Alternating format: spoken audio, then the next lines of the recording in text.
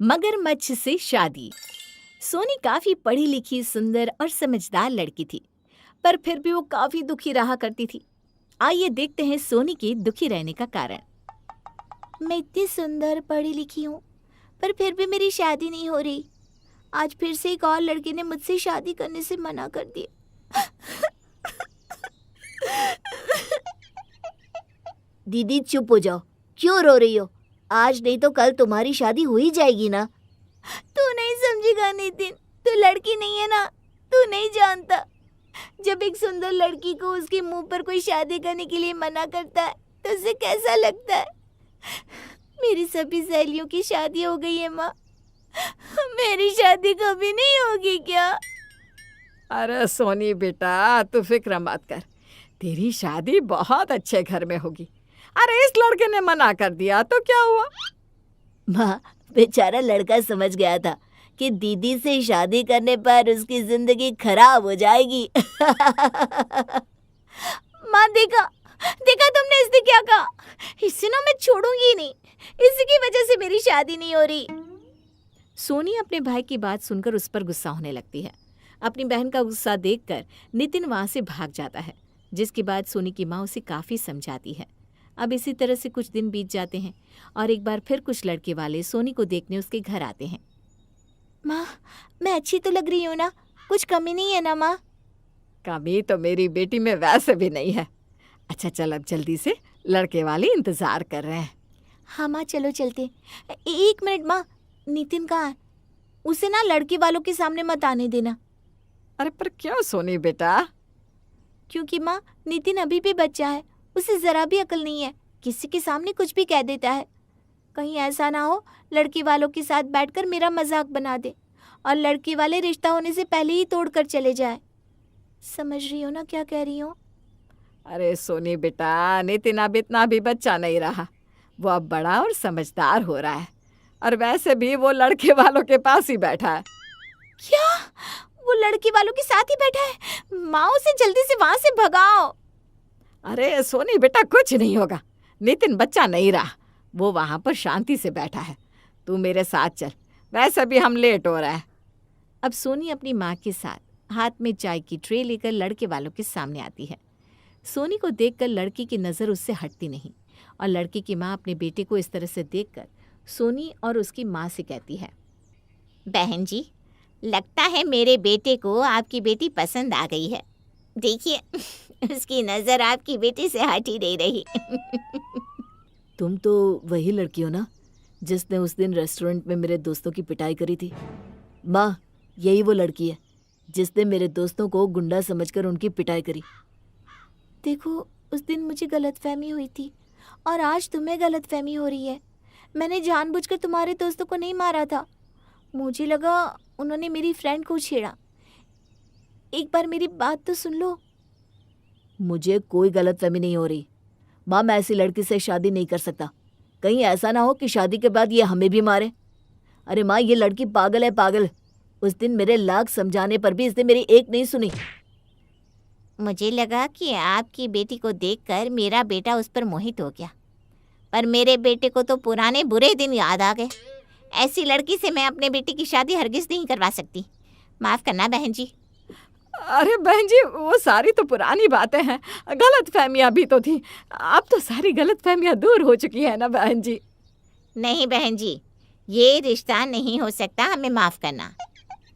फिर से लड़के वाले रिश्ता तोड़कर चले जाते हैं। अब सोनी की माँ को कुछ समझ में नहीं आता कि वो क्या करे।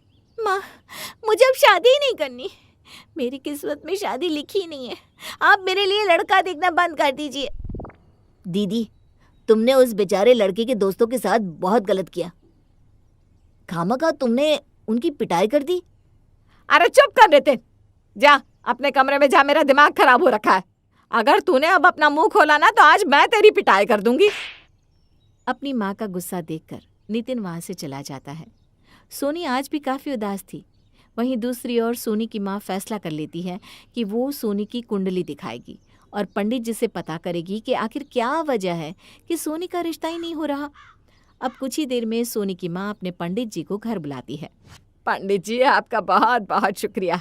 जो मेरे बुलाते ही आप तुरंत अपना सारा काम छोड़कर यहाँ आ गए। आना तो था बहन जी, क्योंकि आप वैसे भी कभी किसी को याद ही नहीं करती, और अगर आज आपने मुझे याद किया है तो ज़रूर कोई बड़ी समस्या आ रही होगी। बताइए मुझे पूरी बात।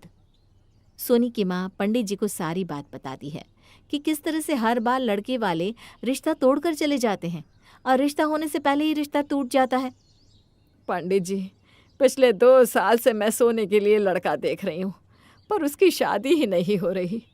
क्या आप मुझे बता सकते हैं कि आखिर सोनी की कुंडली में ऐसा कौन सा दोष है जिसकी वजह से उसकी शादी नहीं हो रही? इसके लिए हमें सोनी बिटिया की कुंडली देखनी पड़ेगी। जी पंडित जी, अभी लाती हूँ। सोनी की माँ जल्दी से अपनी बेटी की कुंडली पंडित जी के हाथ में पकड़ा देती है। पंडित जी काफ़ी देर तक सोनी की कुंडली को देखते हैं और परेशान हो जाते हैं।